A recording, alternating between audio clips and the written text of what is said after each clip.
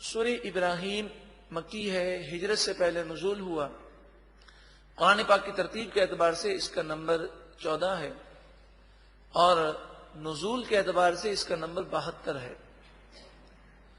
اس میں 52 آیات ہیں، 7 رکوع ہیں۔ حضرت ابراہیم علیہ السلام کا ذکر خیر اس سورہ مبارکہ میں موجود ہے۔ اس مناسبت سے اسے سورہ ابراہیم کہا جاتا ہے۔ بسم اللہ الرحمن الرحیم، اللہ کے نام سے شروع جو بہت زیادہ مہربان نہایت رحم کرنے والا۔ الف لام غ حروف مقطعات ہیں۔ اللہ اور اس کے رسول صلی اللہ علیہ وسلم اس کے معنی کو بخوبی جانتے ہیں۔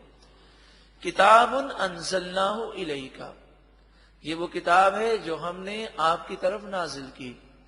لتخرج الناس من الظلمات الی النور، کہ آپ اس کتاب کے ذریعے لوگوں کو اندھیروں سے نکال کر نور کی طرف لے جائیں۔ بِإِذْنِ رَبِّهِمْ، اپنے رب کے اذن سے۔ إِلَى صِرَاطِ الْعَزِيزِ الْحَمِيدِ، عزیز حمید کے راستے کی طرف، یعنی اللہ کے راستے کی طرف۔ عزیز کے معنی غالب، حمید کے معنی جو تعریف اور خوبی کا مستحق ہے۔ اللہ الذی، وہ اللہ، لہو جس کے لیے ہے، ما فی السماوات وما فی الارض، جو کچھ آسمانوں میں ہے جو کچھ زمین میں ہے سب اسی کا ہے۔ وَوَيْلٌ لِّلْكَافِرِينَ مِنْ عَذَابٍ شَدِيدٍ، اور کافروں کے لیے شدید عذاب سے خرابی ہے، ان کی بربادی ہے، ان کی تباہی ہے، انہیں دنیا اور آخرت میں شدید تکالیف دی جائیں گی۔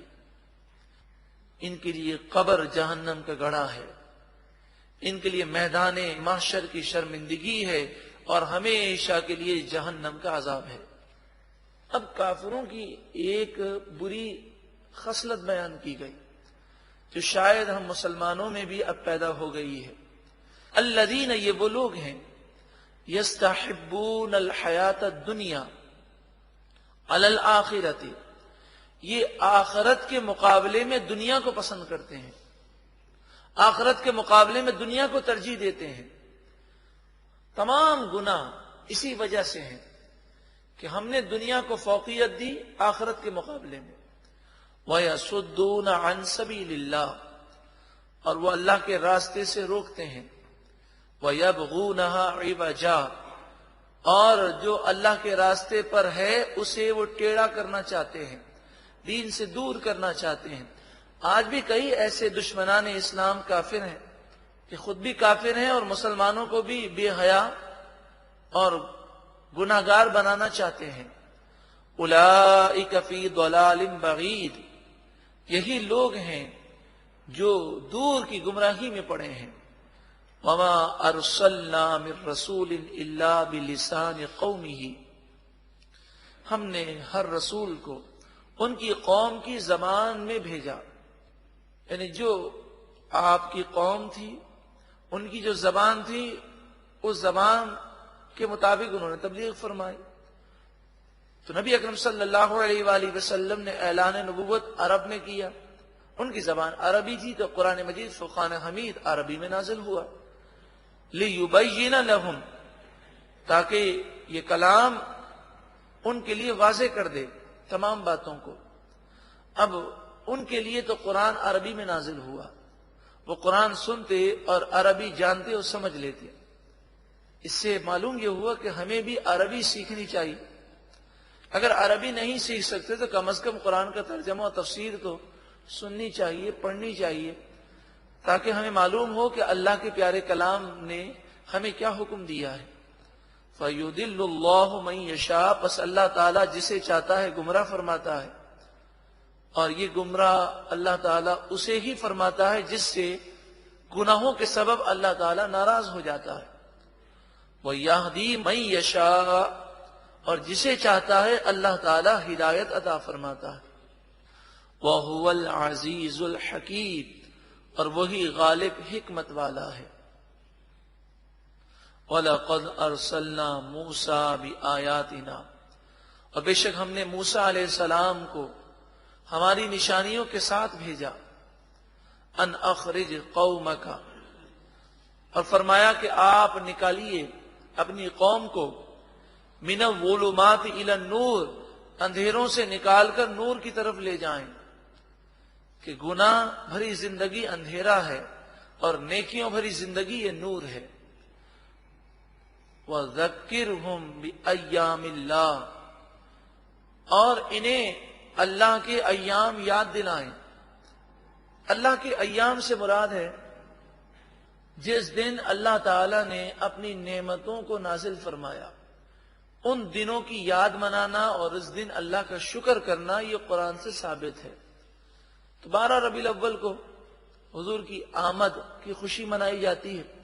اگر یہ خوشی شریعت کے دائرے میں رہ کر ہو تو کوئی حرج نہیں، یہ بھی اللہ کی اس نعمت کو یاد کرنا ہے۔ اسی طرح ہمارے یہاں 14 اگست کو جشن آزادی منایا جاتا ہے۔ ویسے جشن آزادی کا اصل دن ہے 27 رمضان المبارک۔ تو اگر جشن آزادی شریعت کے دائرے میں رہ کر منایا جائے اور گناہ نہ کیے جائیں تو کوئی حرج نہیں کہ اللہ تعالیٰ نے ہم پر ایک احسان فرمایا، ہمیں آزادی کی نعمت عطا فرمائی، ہم اس پر نوافل شکرانہ ادا کریں، روزہ رکھیں، قرآن کی تلاوت کریں، دعائیں مانگیں، صدقہ خیرات کریں، تو اس میں کوئی حرج نہیں۔ وَذَكِّرْهُمْ بِأَيَّامِ اللَّهِ، اور انہیں اللہ کے ایام یاد دلائیے۔ إِنَّ فِي ذَلِكَ لَآيَاتٍ لِكُلِّ صَبَّارٍ شَكُورٍ، بے شک ان تمام باتوں میں ہر اس شخص کے لیے نشانیاں ہیں جو صبار ہے، بڑا صابر ہے، شکور ہے، بڑا شاکر ہے۔ تو جو صبر کرنے والا اور شکر کرنے والا ہے اس کا دل نور ایمان سے منور ہوگا اور وہ ان باتوں کو زیادہ سمجھ سکتا ہے۔ وَإِذْ قَالَ مُوسَىٰ لِقَوْمِهِ اذْكُرُوا، یاد کرو جب موسیٰ علیہ السلام نے اپنی قوم سے فرمایا، اے میری قوم تم یاد کرو نعمت اللہ علیکم، اللہ کی اس نعمت کو جو اللہ نے تم پر فرمائی، اذ انجاکم من آل فرعون، جب اللہ نے تمہیں فرعونیوں سے نجات دی، یسومونکم سوء العذاب، وہ تمہیں بہت زیادہ تکلیف دیتے تھے، وَيُذَبِّحُونَ أَبْنَاءَكُمْ، یہ فرعونی تمہارے بیٹوں کو ذبح کرتے، وَيَسْتَحْيُونَ نِسَاءَكُمْ، اور تمہاری بیٹیوں کو زندہ چھوڑتے۔ وَفِي ذَلِكُمْ بَلَاءٌ مِّن رَبِّكُمْ عَظِيمٌ، اور اس واقعے میں تمہارے رب کی طرف سے بڑی آزمائش تھی، اللہ تعالیٰ نے تمہیں نجات دی، تم شکر ادا کرو۔ وَإِذْ، اور یاد کرو، تَأَذَّنَ رَبُّكُمْ، جب تمہارے رب نے یہ حکم فرمایا۔ حضرت موسیٰ علیہ السلام نے اپنی قوم سے فرمایا، اے میری قوم یاد کرو جب تمہارے رب نے یہ حکم فرمایا۔ کتنا پیارا حکم ہے، لَإِن شَكَرْتُمْ، اگر تم شکر کرو گے، لَأَزِيدَنَّكُمْ، ضرور بضرور میں نعمتوں میں اضافہ کر دوں گا۔ شکر کے معنی صرف یہی نہیں کہ یا اللہ تیرا شکر، یا اللہ تیرا شکر، بلکہ شکر کے معنی یہ ہے کہ اللہ نے جو نعمتیں دی ہیں ان نعمتوں کو اللہ کی فرما برداری میں استعمال کیا جائے، اللہ کی نافرمانی نہ کی جائے۔ خوشی کا موقع ہے، شادی کا موقع ہے، اللہ کی نافرمانی کرنا، گناہ کرنا یہ ناشکری ہے۔ اسی طرح صحت اللہ نے دی ہے، آنکھیں دی ہیں، اگر ان آنکھوں سے بدنگاہی کی جائے تو یہ آنکھوں کی ناشکری ہے۔ اگر ہم شکر کریں گے اللہ کے فرما بردار بن جائیں گے۔ لَإِن شَكَرْتُمْ، اگر تم شکر کرو گے، لَأَزِيدَنَّكُمْ، تو میں تمہیں اور زیادہ عطا فرماؤں گا۔ وَلَئِن كَفَرْتُمْ، اور اگر تم نے ناشکری کی، یعنی میری نافرمانی کی، کہ جو گناہ گار ہے وہ اللہ کا ناشکرہ بندہ ہے، کہ نعمتیں اللہ دے رہا ہے اس کے باوجود اللہ کی فرمانبرداری نہیں کرتا۔ ان عذابی لشدید، بے شک میرا عذاب ضرور شدید ہے۔ تو ناشکرہ بندہ، اللہ کی نافرمانی کرنے والا اللہ کے عذاب سے ڈر جائے۔ وقال موسیٰ، موسیٰ علیہ السلام نے فرمایا ان تکفروا انتم ومن فی الارض جمیعا، اگر تم سب اور زمین میں جتنے ہیں سب کے سب کافر ہو جاؤ اور اللہ کے نافرمان ہو جاؤ، ناشکرے بن جاؤ، گناہگار ہو جاؤ، اللہ تعالی کو تمہاری کوئی پرواہ نہیں ہے، کوئی حاجت نہیں ہے، وہ کسی کا محتاج نہیں ہے۔ فَإِنَّ اللَّهَ لَغَنِيٌّ، تو بے شک اللہ تعالی ضرور غنی ہے، وہ کسی کا محتاج نہیں۔ حمید، ہر تعریف کا وہ مستحق ہے، زمین و آسمان کی ہر مخلوق، انسان اور جن کے علاوہ ہر مخلوق اللہ تعالی کی تعریف بیان کرتی ہے، اس کی عبادت میں لگی ہوئی ہے، اور انسانوں میں اور جنات میں نیک لوگ بھی اللہ کی عبادت کرتے ہیں۔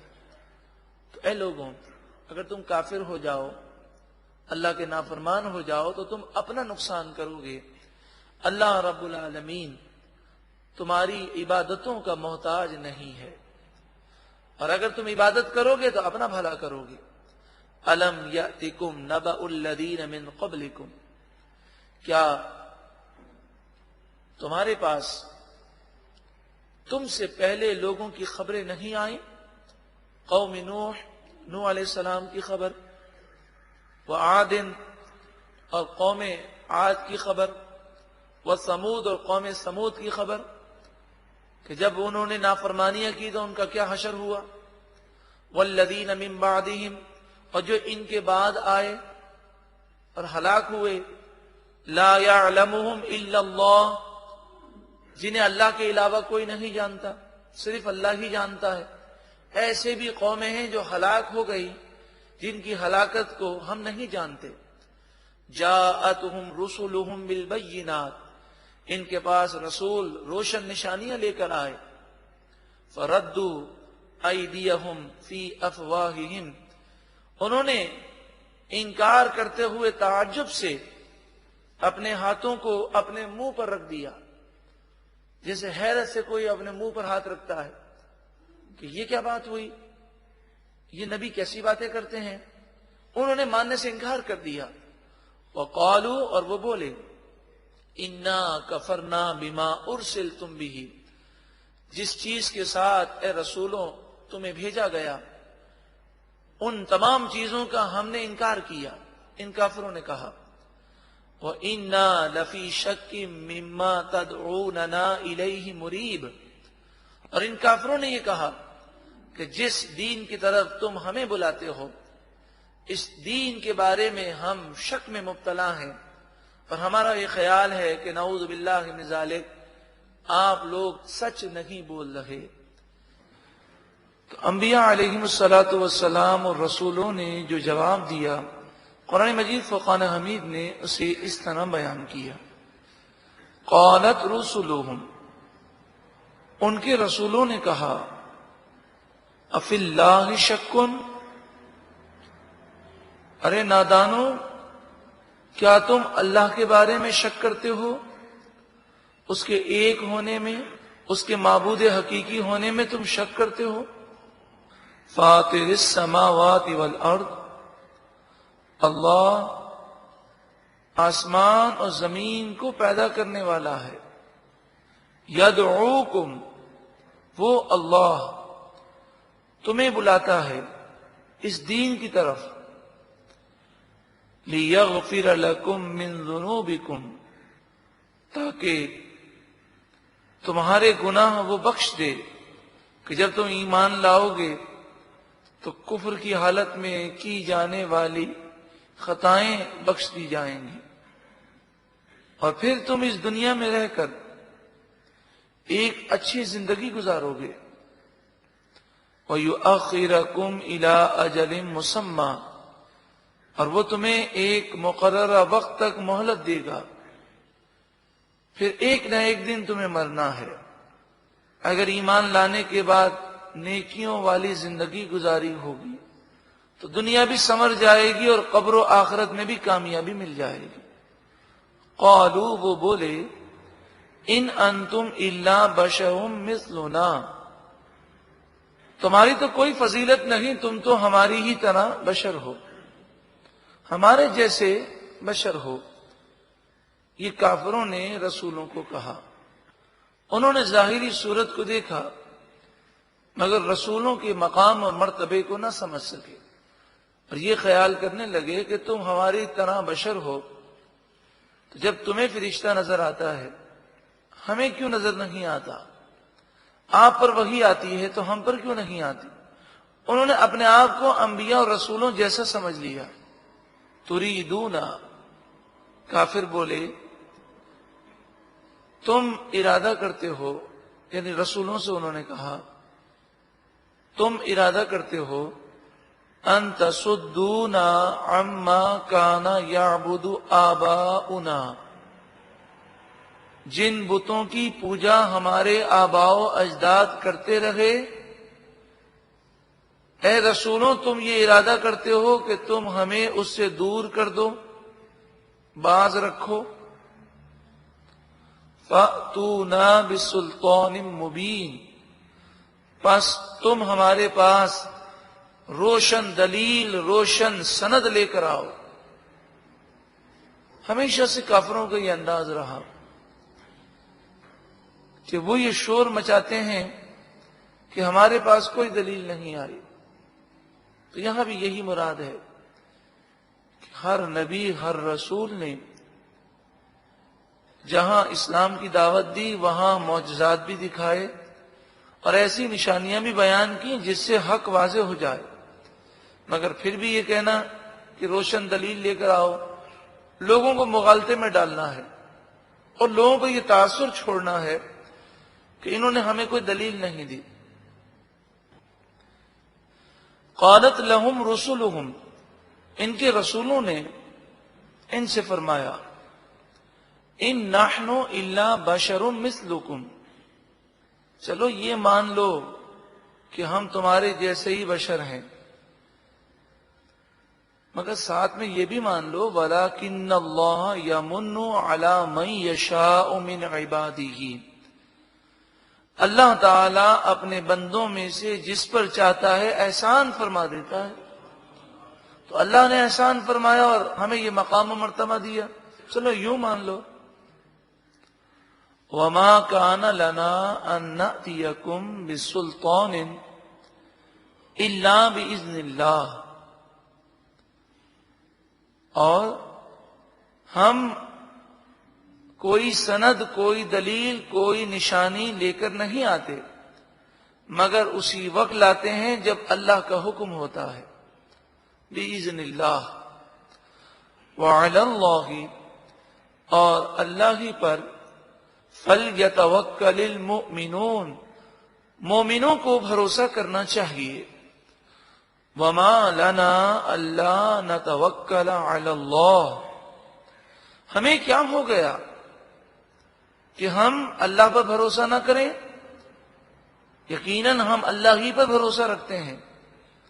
وَقَدْ هَدَانَا سُبُلَنَا، جس نے ہمیں ہمارے راستوں کی ہدایت عطا فرمائی، رہنمائی عطا فرمائی۔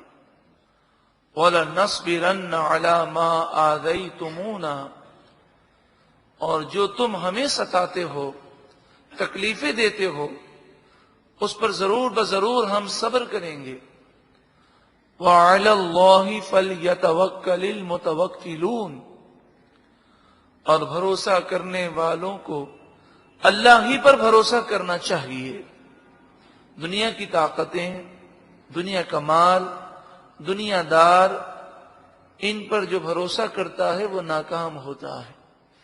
انسان کا بھروسہ اللہ کی ذات پر ہونا چاہیے۔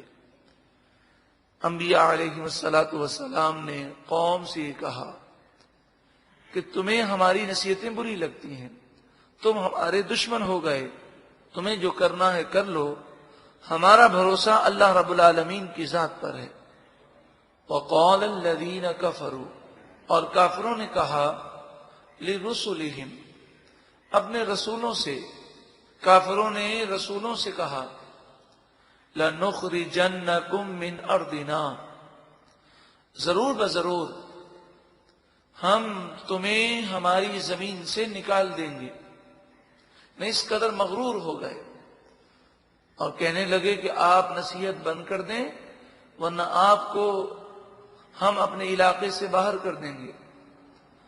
او لتعودن فی ملتنا، یا پھر آپ ہمارے دین میں آ جائیں، یعنی آپ بھی ہمارے جیسے بن جائیں یا پھر ہماری بستی سے باہر نکلنے کے لیے تیار ہو جائیں.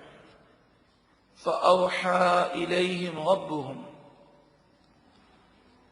پس ان کے رب نے ان کی طرف، رسولوں کی طرف وحی فرمائی. لَنُهْلِكَنَّ الظَّالِمِينَ، ضرور بضرور ہم ظالموں کو ہلاک کر دیں گے. وَلَنُسْكِنَنَّكُمْ، اور ضرور بضرور ہم تمہیں ٹھکانہ دیں گے، الارض، زمین میں، من بعدہم، ان ظالموں کے بعد. ظالم تباہ ہو جائیں گے اور مومنین نیک صالح ان کی چیزوں کے مالک ہو جائیں گے. ذَلِكَ لِمَنْ خَافَ مَقَامِي وَخَافَ وَعِيدِ، یہ فضیلتیں، یہ برکتیں اسے ملیں گی جو کل بروز قیامت میرے حضور کھڑے ہونے سے ڈرے.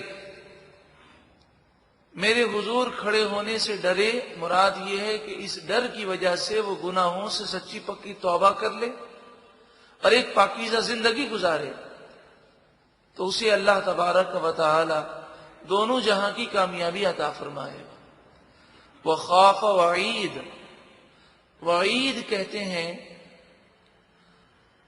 اللہ تبارک و تعالی نے گناہوں پر جو عذاب کا ذکر فرمایا کہ جھوٹ بولیں گے تو اس کی یہ سزا ہے، غیبت کریں گے تو اس کی یہ سزا ہے، اسے وعید کہتے ہیں. اور یہ فضیلتیں اس کے لیے ہے جو میری وعید سے ڈرے اور عذابات سن کر گناہوں سے توبہ کر لے. ہمیں تو قرآن پاک پر عمل کرنا ہے. ہم اس آیت کریمہ پہ غور کریں. کیا ہم اللہ کے حضور کھڑے ہونے سے ڈرتے ہیں؟ کیا ہم گناہوں کی وعید سے ڈر کر گناہوں سے توبہ کرتے ہیں؟ اللہ تعالی ہم سب کو عمل کی توفیق عطا فرمائے. وَاسْتَفْتَحُوا، اور انہوں نے فیصلہ مانگا. کافر کہنے لگے کہ اے اللہ تو ہمارا فیصلہ کر دے، اگر ہم غلط ہیں تو ہم پر عذاب نازل کر. وَخَابَ كُلُّ جَبَّارٍ عَنِيدٍ، ہر سرکش، ضدی، ہٹ دھرم، ذلیل و رسوا اور نامراد ہو گیا. جبار سے مراد سرکشی کرنے والا، غرور و تکبر کرنے والا. عنید سے مراد ضد کرنے والا، ہٹ دھرمی کرنے والا. جس نے بھی یہ کام کیے وہ نامراد ہو گیا، ناکام ہو گیا. میوں ورائی جہنم، کچھ عرصے دنیا میں رہے، پھر ایک نہ ایک دن انہیں مرنا ہے، تو وہ دنیا سے گئے. اور دنیا سے جانے کے بعد ان کے لیے کیا ہے؟ میوں ورائی جہنم، اس کے بعد ان کے لیے صرف جہنم ہے. اللہ اکبر. جہنم کے عذاب کا ذکر کیا گیا. فرمایا وَيُسْقَى مِن مَّاءٍ صَدِيدٍ، انہیں ایسا پانی پلایا جائے گا جو پیپ سے بنا ہوگا. جہنمیوں کا خون اور جہنمیوں کا پیپ انہیں پینے کو دیا جائے گا، اور وہ بھی اس قدر گرم کھولتا ہوا ہوگا کہ وہ منہ کے قریب لائیں گے تو ان کے منہ کی کھال، منہ کا گوشت جھڑ کر اس میں گر جائے گا. مگر اس شدت کی پیاس ہوگی، اس شدت کی پیاس ہوگی کہ پینے پر مجبور ہوں گے. یتجرعہ، وہ اسے بمشکل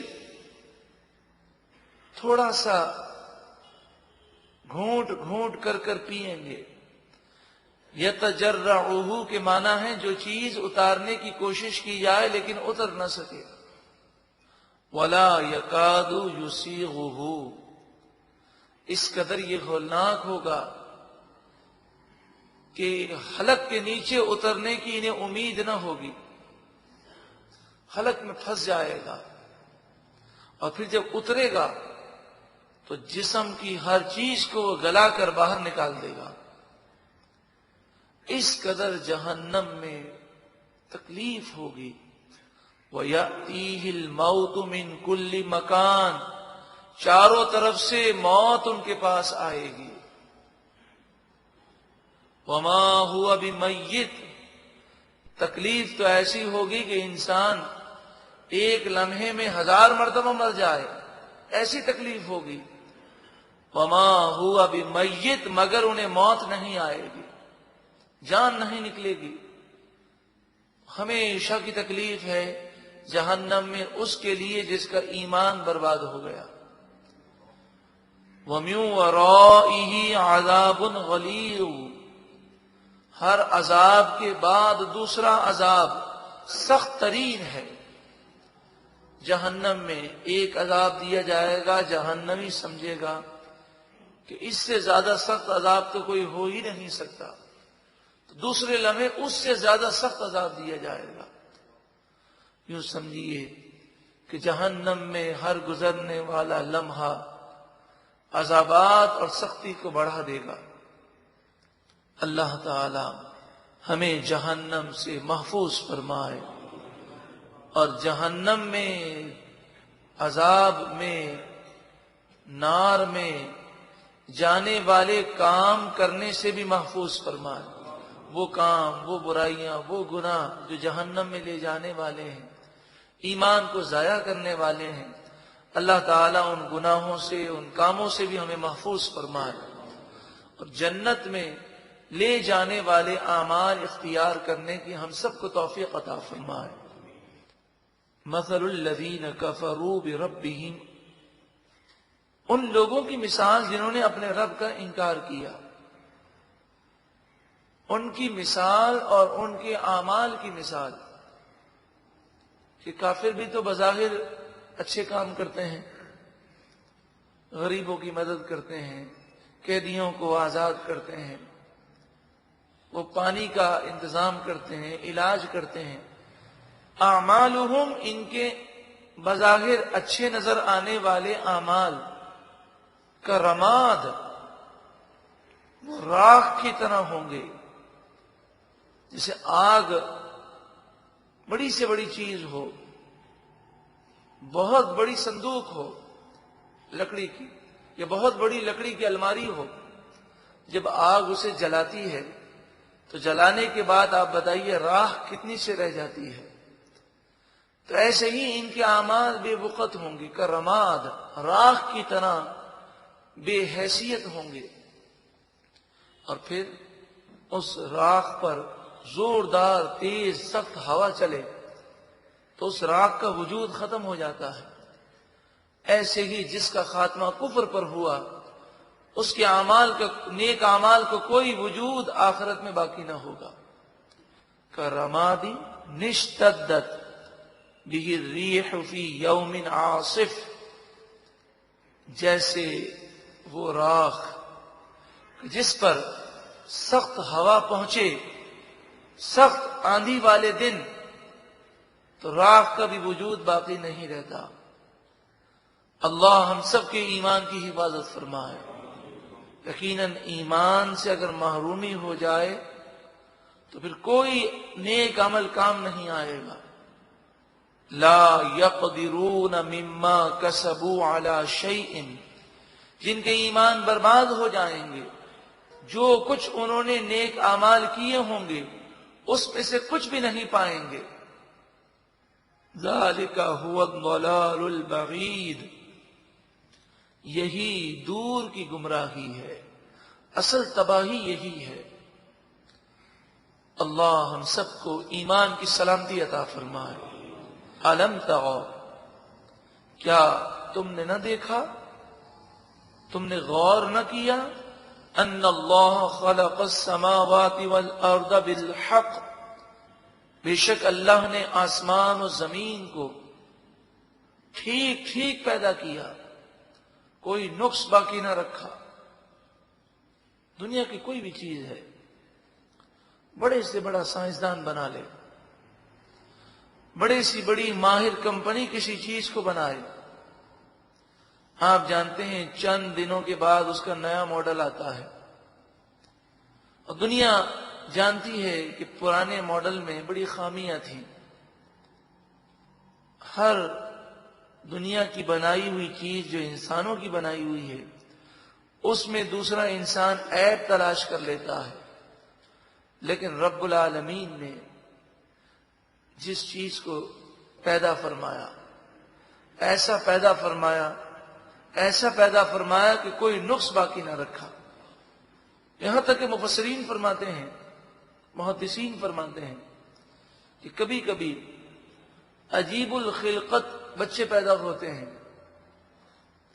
کہ انگلیاں جو ہیں 5 کے بجائے 6 ہیں، ہاتھ پاؤں مڑے ہوئے ہیں، آنکھوں کا وجود ہی نہیں ہے، یہ بعض ایسے ہوتے ہیں کہ پھیپڑا ان کا نہیں ہوتا، بعض کی پیدائشی طور پر گردے نہیں ہوتے۔ فرمایا یہ اللہ تعالی نے لوگوں کی عبرت کے لیے پیدا فرمایا۔ اے لوگوں شکر ادا کرو، اگر تمہارے یہاں بھی ایسی ولادت ہوتی یا تم ایسے ہوتے کہ تمہاری آنکھیں ہی نہ ہوتی تو کیا اللہ تعالیٰ اس پر قادر نہیں ہے؟ تو کبھی کبھی عبرت کے لیے ہمیں دکھایا جاتا ہے کہ اللہ تعالیٰ چاہے تو سب کو ایسا پیدا کر دے، لیکن اس کا کرم ہے۔ آپ نے ایسے بچے بھی دیکھے ہوں گے، اللہ تعالیٰ ہم تمام کو محفوظ فرمائے۔ ایسے بچے آپ نے دیکھے ہوں گے کہ عمر 20 سال کی ہے، لیکن ان کی عقل صرف 3 سال جتنی ہے، 4 سال جتنی عقل ہے، عقل کی گروتھ نہیں ہے۔ بظاہر اگر CT اسکین کروائیں اور اس کے دماغ کو دیکھیں تو بظاہر اس کا دماغ تو اتنا ہی ہے، لیکن شعور اور عقل وہ بڑھ نہیں رہی۔ ڈاکٹر عاجز ہیں، دنیا کے پاس اس کا علاج نہیں ہے۔ اس سے بندے کی بے بسی کا اظہار ہوتا ہے۔ اے انسان، تو جس عقل پر ناز کرتا ہے کہ میں نے یہ کر دیا، میں نے اپنے کاروبار کو یہاں سے وہاں پہنچا دیا، یہ عقل کس نے عطا فرمائی ہے؟ وہ چاہے تو تمہاری عمریں بڑی ہو جائیں، جسم بڑا ہو جائے، لیکن عقل کی گروتھ روک دی جائے تو تم کیا کر لو گے؟ اسی طرح بڑے بڑے ماہر، بڑے بڑے سمجھدار لوگ کسی حادثے کی وجہ سے، کسی بیماری کی وجہ سے وہ عقل کی صلاحیتوں سے محروم ہو جاتے ہیں، تو وہ دوسروں پر کیسا بوجھ بن جاتے ہیں۔ کبھی ہم نے عبرت حاصل کی؟ الم تعو، اے لوگوں تم نے سوچا ان اللہ خلق السماوات والارض بالحق، بے شک اللہ نے آسمان و زمین کو ٹھیک ٹھیک پیدا فرمایا۔ ان یشاء یذہبکم، اگر وہ چاہے تو تم سب کو مٹا دے، تم سب کو فنا کر دے۔ وَيَأْتِ بِخَلْقٍ جَدِيدٍ، اور دوسری نئی مخلوق پیدا کر دے، اس کے لیے کوئی کام ایسا مشکل نہیں۔ وَمَا ذَلِكَ عَلَى اللَّهِ بِعَزِيزٍ، اور یہ بات اللہ پر کچھ بھی مشکل نہیں ہے۔ وَبَرَزُوا لِلَّهِ جَمِيعًا، اور ساری مخلوق اللہ کے سامنے حاضر کی جائے گی۔ تو جب اللہ کے حضور سب حاضر ہوں گے، فَقَالَ الضُّعَفَاءُ لِلَّذِينَ اسْتَكْبَرُوا، تو کمزور لوگ متکبرین سے کہیں گے، جیسا کہ اس سے پہلے آپ سن چکے ہیں کہ ہر دور میں ایسا ہوتا آیا۔ ہوتا کیا تھا کہ انسان اگر غور کرے تو جو مالدار ہیں، سردار ہیں، قوم کے بڑے ہیں، وہ اگر نیک ہیں تو لوگ بھی نیکی کی طرف مائل ہوتے ہیں، اور اگر عہدیدار، افسر، حکمراں، مالدار بے حیائی کی طرف ہوں، گناہوں کی طرف ہوں، تو نادان لوگ، جو غریب لوگ ہیں، کمزور لوگ ہیں، وہ اپنی عقل سے کام نہیں لیتے بلکہ ان بڑوں کے پیچھے چلتے ہیں۔ تو فرمایا ایسے لوگ جو سرداروں، مالداروں، حکمرانوں کے پیچھے چلنے کی وجہ سے گمراہ ہوں گے، اور تباہ ہوں گے، وہ کہیں گے فَقَالَ الضُّعَفَاءُ لِلَّذِينَ اسْتَكْبَرُوا، کمزور لوگ متکبرین سے کہیں گے اِنَّا كُنَّا لَكُمْ تَبَعًا، بے شک ہم تو تمہارے پیروکار تھے، تبعاً تمہاری باتیں ہم نے مانی ہیں، تمہارے فیشن کو، تمہارے کلچر کو، تمہارے انداز کو، تمہاری گفتگو کو ہم نے اختیار کیا۔ آج بھی یہی ہو رہا۔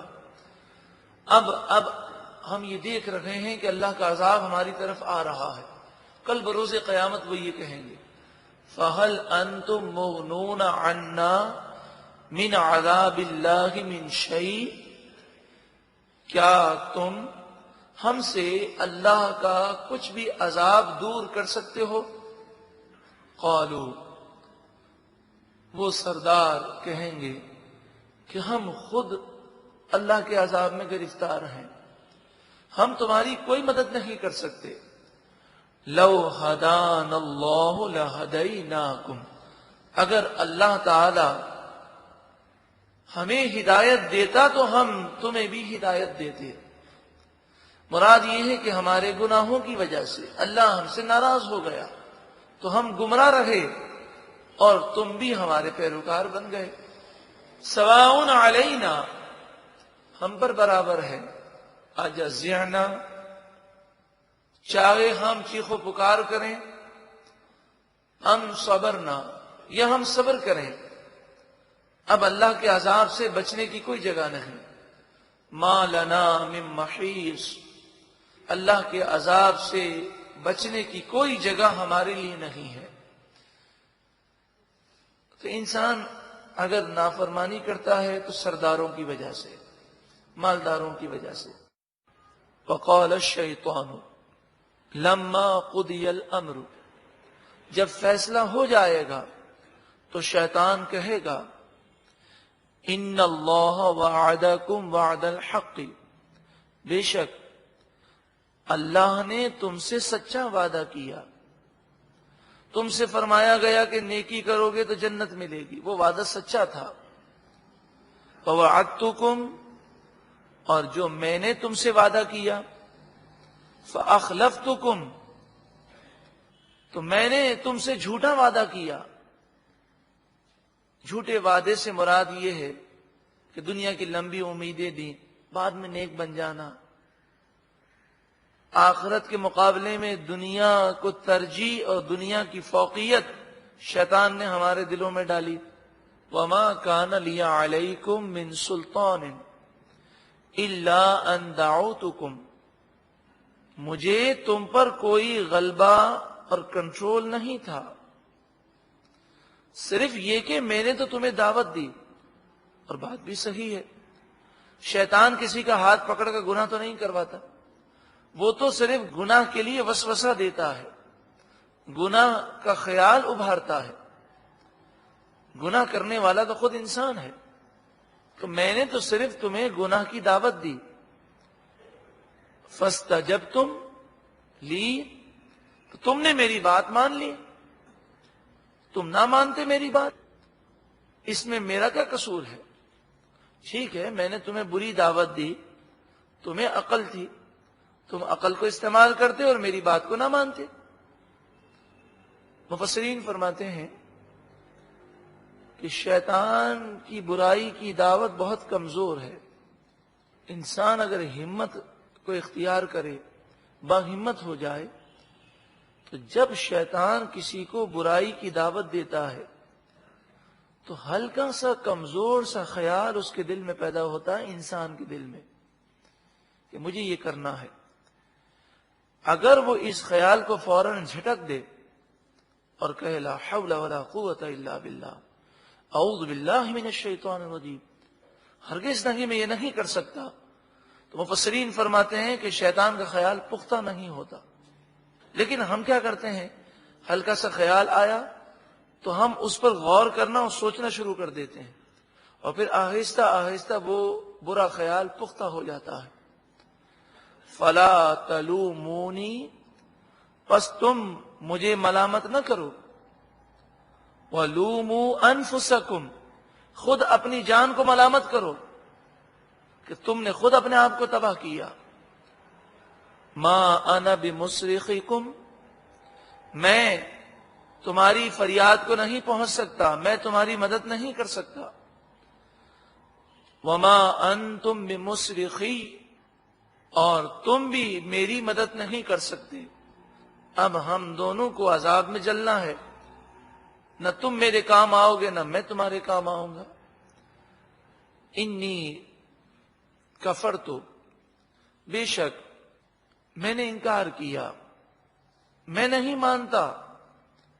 بما اشرکتمونی من قبل، جو تم نے اس سے پہلے مجھے شریک ٹھہرایا.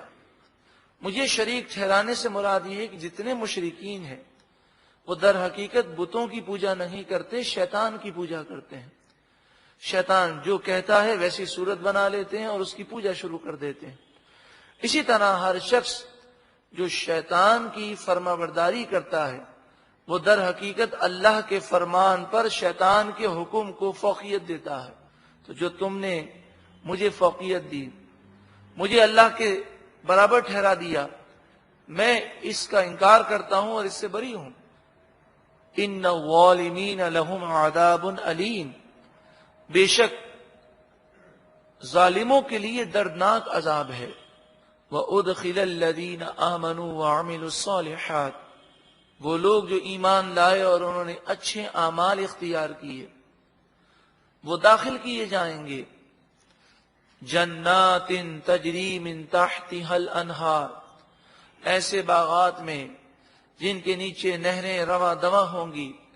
خالدین فیہا باذن ربہم، وہ اس میں اپنے رب کے اذن سے ہمیشہ ہمیشہ رہیں گے. تحیتہم فیہا سلام، اور اس جنت میں چاروں طرف سے انہیں سلامتی کی دعائیں ملیں گی.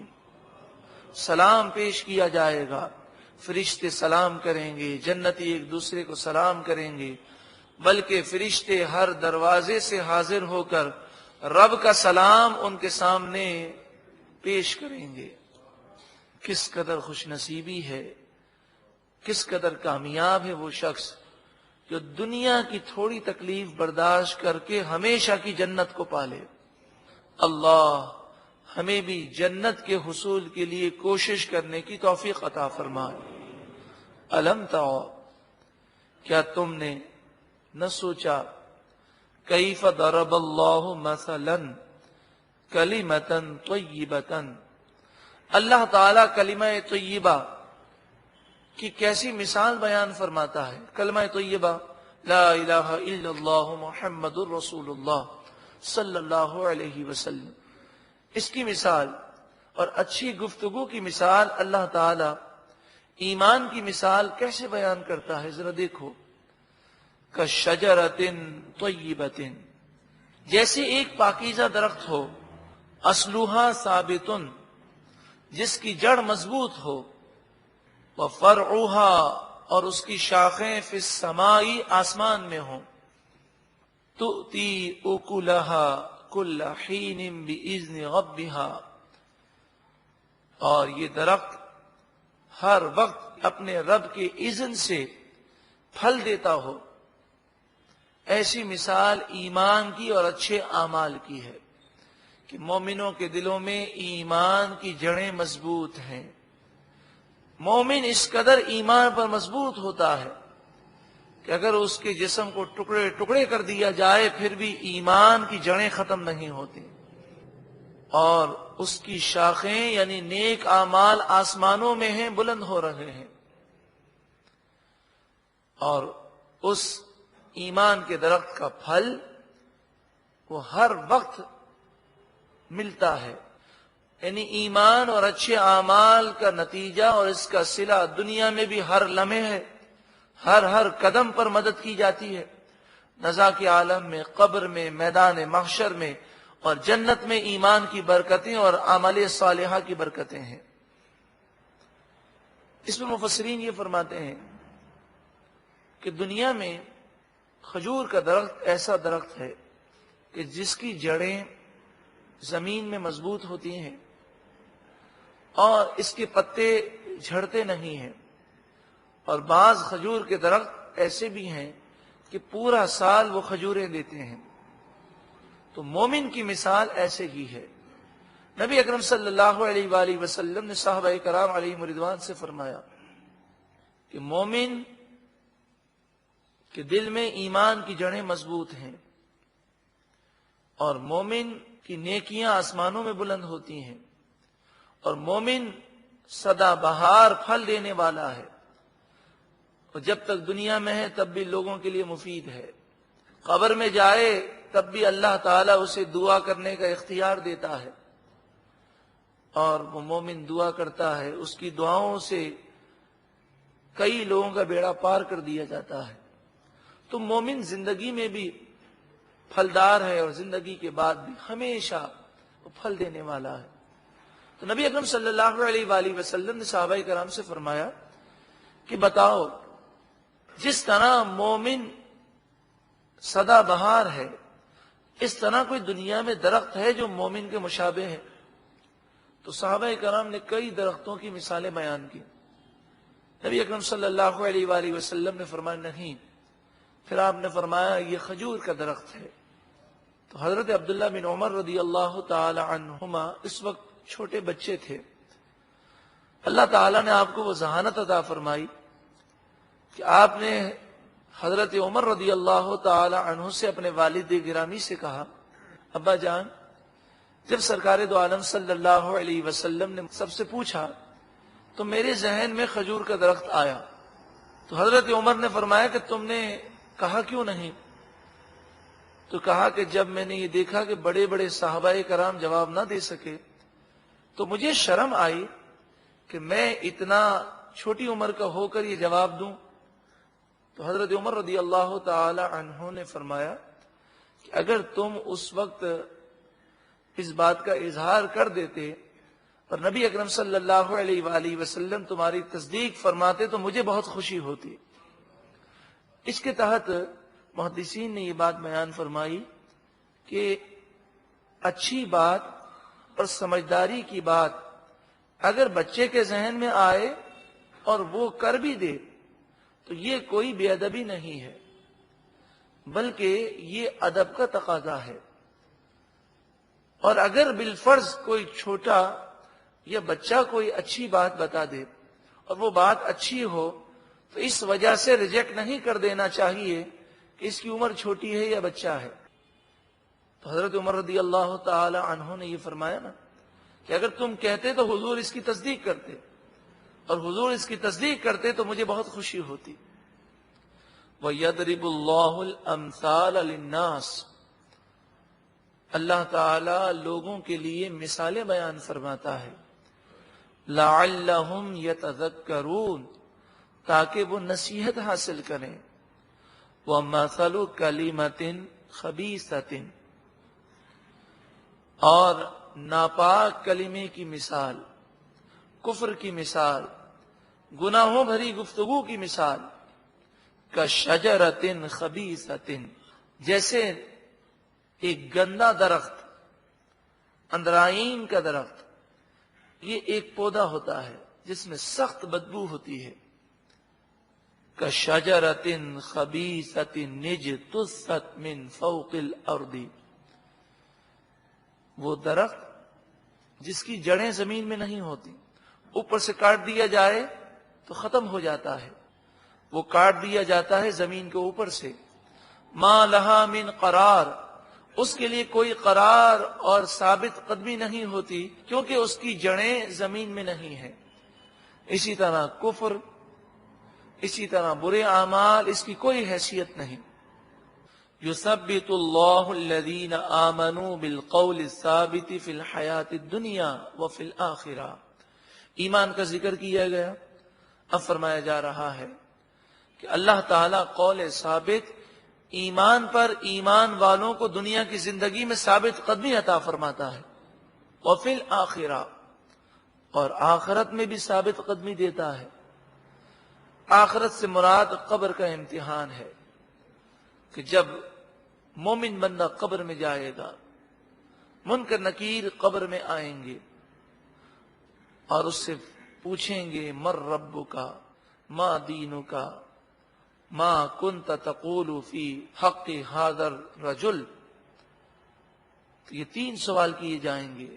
تیرا رب کون ہے، تیرا دین کیا ہے، اور نبی اکرم صلی اللہ علیہ وسلم کا جلوہ دکھایا جائے گا اور فرمایا جائے گا کہ ان کے بارے میں تو دنیا میں کیا کہا کرتا تھا. جو مومن ہوگا وہ ان تینوں سوالات کے جوابات دے دے گا، اور اس کے لیے قبر تا حد نگاہ وسیع ہو جائے گی، اور قبر جنتی باغوں میں سے ایک باغ بن جائے گی. اور جس سے اللہ تعالی ناراض ہوگا وہ ہر سوال کے جواب میں کہے گا ہائی ہاتا ہائی ہاتا، ہائے افسوس، مجھے نہیں معلوم، مجھے نہیں معلوم، مجھے نہیں معلوم. فرشتے کوڑا اس پر برسائیں گے، پوری قبر آگ سے بھڑک جائے گی اور قبر جہنم کے گڑھوں میں سے ایک گڑھا بن جائے گی. اب یہ ہم سوچ لیں کہ ہم جو اعمال اختیار کیے ہوئے ہیں یہ قبر کو جنتی بنائیں گے یا قبر کو جہنم کا گڑھا بنائیں گے. اللہ تعالی ہم سب کو ایسے اعمال کرنے کی توفیق عطا فرمائے کہ ہماری قبر جنت کے باغوں میں سے ایک باغ بن جائے. وَيُضِلُّ اللَّهُ الظَّالِمِينَ، اور اللہ تعالی ظالموں کو گمراہ فرماتا ہے. وَيَفْعَلُ اللَّهُ مَا يَشَاءُ، اور اللہ تعالی جو چاہتا ہے کرتا ہے. مراد یہ ہے کہ قبر کے اندر ظالم گناہگار جن سے اللہ ناراض ہوگا وہ جواب نہیں دے سکیں گے. الم ترى، کیا تم نے سوچا، کیا تم نے دیکھا، الی الذین بدلوا نعمت اللہ کفرا، ان لوگوں کی طرف دیکھا کہ جنہوں نے اللہ کی نعمت کو کفر کر کے بدل دیا. اللہ نے انہیں نعمتیں دیں لیکن گناہ کر کے کفر کر کے انہوں نے اپنے لیے مصیبتیں پیدا کر لیں. ان کی خوشحالی قحط سالی میں تبدیل ہو گئی. اس سے مراد کفار مکہ ہیں کہ جب انہوں نے نبی اکرم صلی اللہ علیہ وآلہ وسلم کو جھٹلا دیا اور قرآن کو ماننے سے انکار کر دیا تو 7 سال 7 ایئرز کے لیے ان پر قحط سالی مسلط کر دی گئی، یہاں تک کہ یہ مٹی اور مردار اور کتے کھانے لگے. ایسی ان کی حالت ہو گئی. وَأَحَلُّوا قَوْمَهُمْ دَارَ الْبَوَارِ، اور انہوں نے گناہ کر کے اپنی قوم کو تباہی کے گھر میں اتار دیا.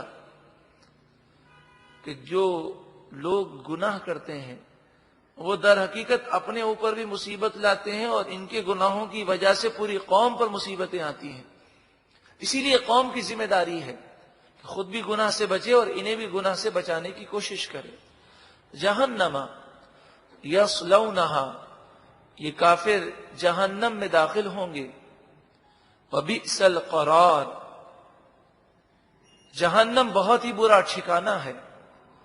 وجعلوا للہ اندادا، ان مشرکین مکہ نے اللہ کے لیے مد مقابل ٹھہرائے اور شرک میں مبتلا ہو گئے، بت پرستی کرنے لگے.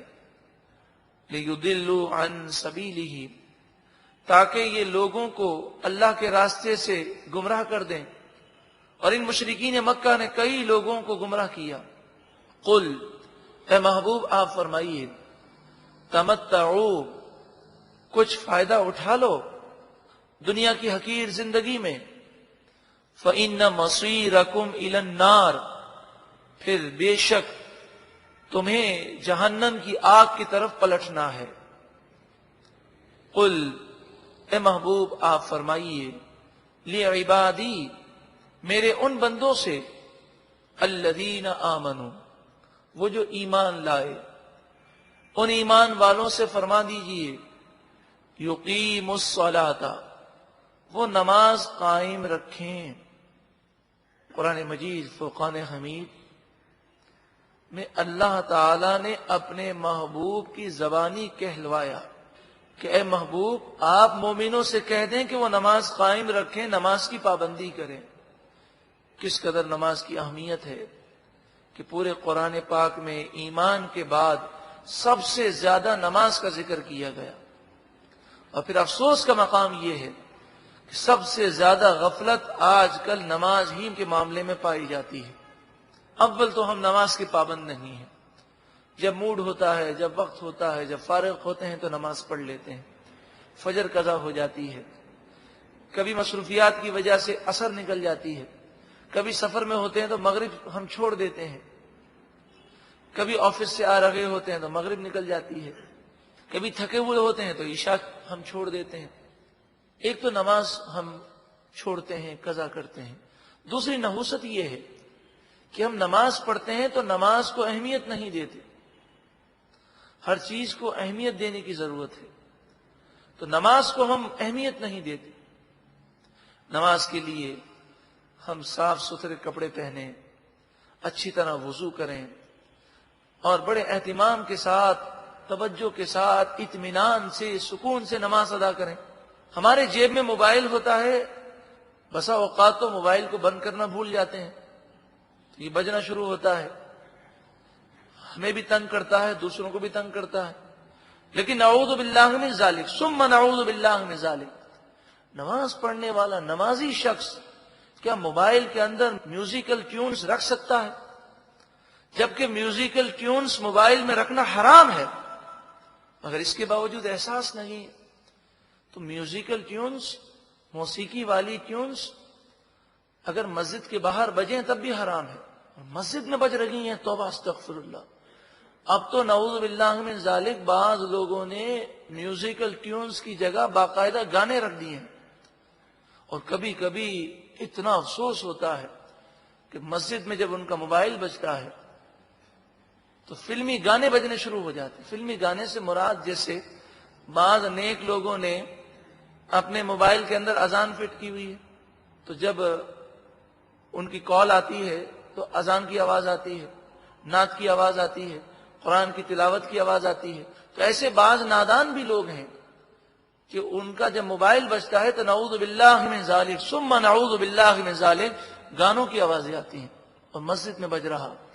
تو مسجد ہو غیر مسجد ہو، میوزیکل ٹیونز رکھنا یا گانے رکھنا یہ حرام ہے، مگر مسجد میں تو اور بھی بڑا گناہ ہے.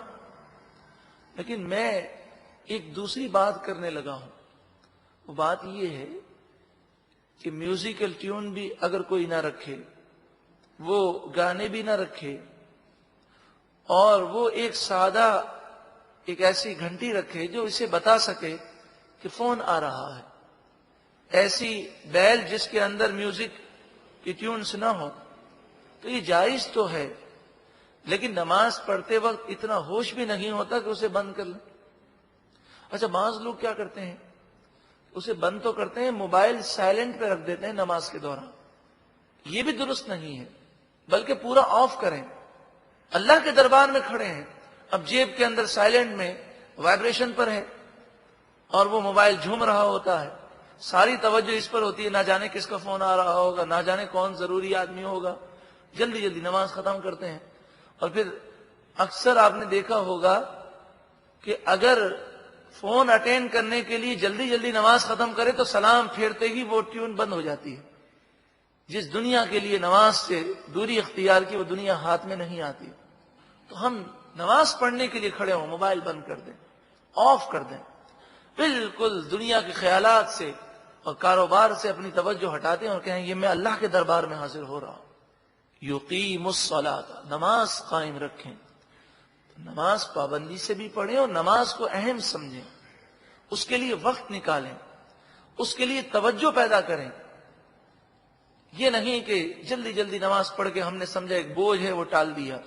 ارے یہ نماز تو وہ ہے جس کی برکت سے دنیا میں بھی انشاءاللہ کامیابی ملے گی اور قبر و آخرت میں بھی کامیاب ہو جائیں گے. وَيُنْفِقُوا مِمَّا رَزَقْنَاهُمْ سِرًّا وَعَلَانِيَةً، اور ان سے فرما دیں کہ جو ہم نے انہیں روزی دی وہ پوشیدہ اور ظاہر کر کے وہ ہماری راہ میں خرچ کریں. من قبل ان یأتی یوم لا بیع فیہ ولا خلال، اس قیامت کے دن کے آنے سے پہلے خرچ کریں کہ جس میں نہ کوئی خرید و فروخت ہو سکے گی اور نہ کوئی گناہگار کو دوستی کام آئے گی، جس سے اللہ ناراض ہوگا، ولا خلال، کوئی دوست اسے اللہ کے عذاب سے نہیں بچا سکے گا۔ تو اس دن کے آنے سے پہلے، موت سے پہلے جو اللہ نے مال دیا ہے اسے خرچ کر دیا جائے اللہ کی راہ میں۔ اللہ الذی خلق السماوات والارض، اللہ ہی نے آسمان و زمین کو پیدا فرمایا۔ وَأَنزَلَ مِنَ السَّمَاءِ مَاءً، اور آسمان سے پانی کو نازل فرمایا۔ فَأَخْرَجَ بِهِ مِنَ الثَّمَرَاتِ رِزْقًا لَكُمْ، اور اس پانی کے ذریعے تمہارے کھانے کے لیے پھل پیدا کیے۔ وَسَخَّرَ لَكُمُ الْفُلْكَ، اور تمہارے لیے کشتی کو مسخر کر دیا، تمہیں ایسی عقل دی کہ جس سے تم نے کشتی بھی بنائی اور کشتی کو قابو کرنا بھی تم سیکھ گئے۔ لِتَجْرِيَ فِي الْبَحْرِ بِأَمْرِهِ، تاکہ وہ کشتی چلے اللہ کے حکم سے سمندر اور دریا میں۔ وَسَخَّرَ لَكُمُ الْأَنْهَارَ، اور تمہارے لیے نہروں کو مسخر کر دیا، پانی کا کنٹرول تمہیں عطا کیا کہ تم اسے ڈیم بناتے ہو، اس سے تم نہریں نکالتے ہو، بند بناتے ہو۔ یہ پانی اگر اللہ نہ چاہتا تو تمہارے قابو میں نہ آتا، اور کبھی کبھی دکھا بھی دیا جاتا ہے، تو نہ تو ہمارے بند پانی کو روک سکتے ہیں، نہ ہمارے ڈیم اس سیلاب سے ہمیں بچا سکتے ہیں۔ یہ پانی اللہ نے ہمارے کنٹرول میں دیا۔ وَسَخَّرَ لَكُمُ الشَّمْسَ وَالْقَمَرَ دَائِبَيْنِ، اور تمہارے لیے سورج اور چاند کو چلتا ہوا کر دیا۔ اسی سے موسم بنتے ہیں، اسی سے بارشیں ہوتی ہیں، اور یہ نظام ہے جس سے تمہارے لیے فصل پیدا ہوتی ہے۔ آپ نے دیکھا ہوگا ہر سبزی اور ہر پھل ہر موسم میں نہیں ہوتا، تو سورج کی چال کا اس پر اثر ہوتا ہے۔ وَسَخَّرَ لَكُمُ اللَّيْلَ وَالنَّهَارَ، اور تمہارے لیے رات و دن کو مسخر کر دیا کہ دن میں ایسی روشنی نہیں کہ تمہاری آنکھیں پھٹ جائیں، ایسی گرمی نہیں کہ تم چل نہ سکو۔ 52 ڈگری سینٹی گریڈ، 55، یہ لمٹ ہے گرمی کی، لیکن پھر بھی ہم آہو فگا کر دیتے ہیں۔